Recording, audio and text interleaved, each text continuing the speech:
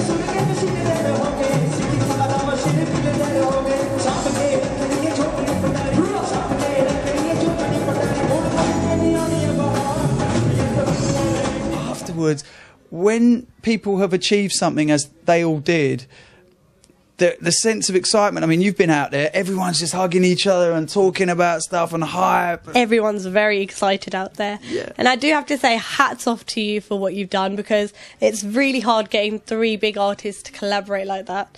And I think this has smashed it, without a doubt. And I just can't even describe it in words. Well, it's about live music, isn't it? That's what it's about. And I think people deserve to see live Bhangra. And I think that non-Asians deserve to see live Bhangra. In the same way that Bob Marley took reggae out to the world and Nusrat took Qawwali out to the world.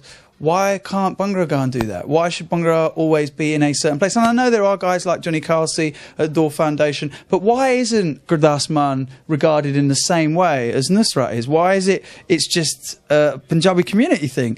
I mean, I don't understand much Punjabi at all. I understand the swear words and anything to do with girls drinking, dancing, partying. So that's pretty much a lot of Bhangra sorted out, pretty much. But apart from that, I don't. But what was interesting on Gurdas Mann's Panjiri album, and I think more people should do this, was an English translation of the lyrics, which gave you a chance to see just how deep this guy is, And I just think that Bhangra needs to go out to people because it's party music, it's energy, it's uplifting, it's inspiring, and it's fun.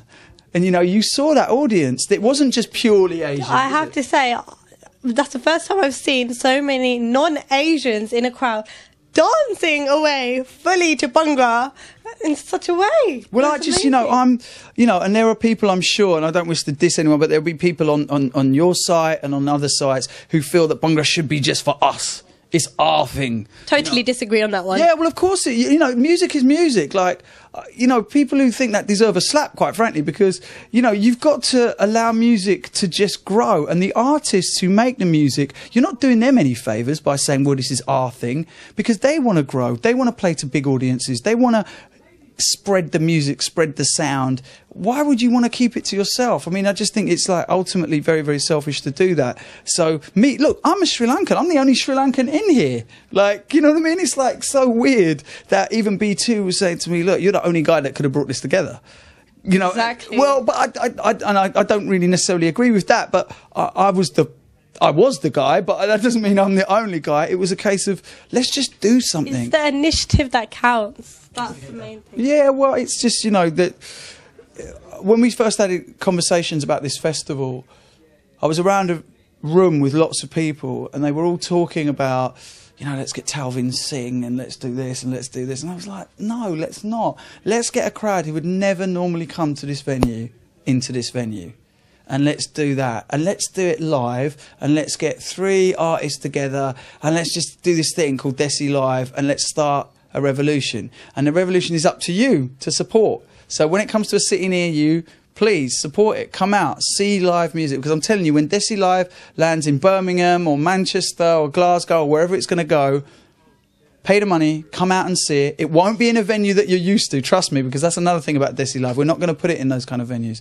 So just come out and support it and let's just watch the music grow. Let's just watch it grow. It's a simple thing. We're definitely going to be 100% behind that and we'll be pushing it as much as possible because that's what we agree with as well. Thank you so much for doing this interview with me. No problem. And I hope you enjoyed your night. I certainly did. And well done on your first interviews. Thank you very much for Thank you. entertaining me. Take care. Bye-bye.